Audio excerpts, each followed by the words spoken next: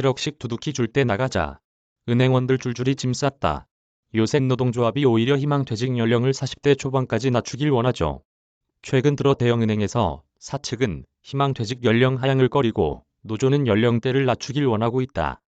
통상 노조가 인력 구조 조정에 반대하고 사측이 확대를 원하는 기존 노사 구도와 다른 양상이다. 두둑한 희망퇴직금을 챙긴 뒤 인터넷 은행 및 핀테크 업체로 이직을 원하는 젊은 조합원들의 요구가 노조에 반영되고 있기 때문이라는 분석이다. 28일 업계에 따르면 신한은행은 내년 초까지 희망퇴직 조건을 확정한 뒤 1월 말 인사를 앞두고 희망퇴직 신청을 받을 전망이다. 은행 관계자는 노조가 40대 초반까지 희망퇴직 연령을 낮추기를 원하고 있다며 그간 지점 폐쇄에 따른 유휴 인력 감축을 위해 희망퇴직을 유도한 게 사측이었는데 올해부터 기류가 정반대로 바뀌었다고 말했다. 지난 1일부터 노사가 희망퇴직 조건 협의를 시작한 국민은행에선 노조 측이 1974년생까지 희망퇴직 연령을 낮추자고 사측에 요구한 것으로 전해졌다. 국민은행은 지난해 1965년생부터 1973년생까지 희망퇴직을 받았다. 올해는 1973년생을 대상에 포함시킬 수 없다는 게 사측 입장인 것으로 알려졌다.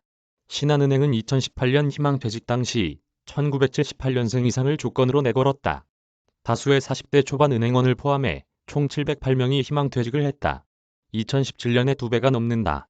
이후 신한은행은 희망퇴직의 연령 하한선을 끌어올렸고 지난 7월 중간 희망퇴직된 1972년생까지만 신청을 받았다. 은행들은 희망퇴직을 벌이면서도 조직의 중추 역할을 해야 할 30대 후반, 40대 초반이 한꺼번에 조직을 떠나는 현상을 부담으로 여기고 있다는 분석이다. 한 은행 관계자는 은행 핵심인 40대 초반이 대거 조직을 이탈하면 간부와 초급 직원들을 잇고 조직 문화를 지켜야 할 허리가 끊기는 것이라고 했다. 은행이 희망퇴직 연령을 다시 높이는 건 정보기술 담당자 등 핵심 인력의 유출 문제 때문이라는 분석도 있다. 개발자들은 몸값이 한창 높아지는 30대 중반 40대 초반 이직하는 일이 잦다. 은행 소속 IT 담당자로선 특별퇴직금 등 각종 혜택까지 챙길 수 있는 희망퇴직이 유리할 수 있다는 의미다. 특히 핵심 인력이 경쟁업계인 핀테크나 인터넷 은행으로 유출되면 큰 타격이라는 게 은행들의 얘기다. 은행의 해고가 경직돼 있다 보니 희망퇴직을 벌여야 하는데 이때 정작 줄여야 할 인력은 물론 핵심 인력이 떠나는 의도치 않은 현상이 빚어질 수밖에 없다는 지적도 있다. 박진욱 기자 이메일 주소